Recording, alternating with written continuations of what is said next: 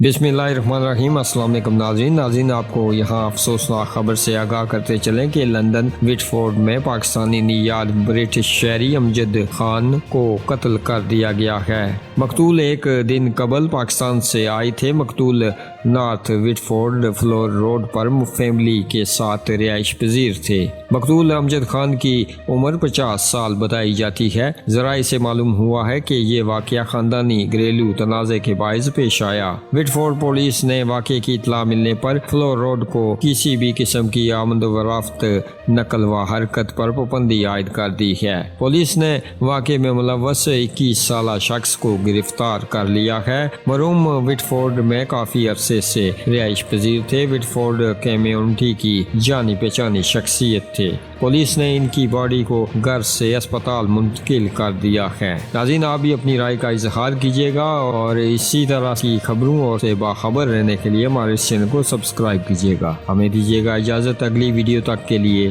اللہ حافظ۔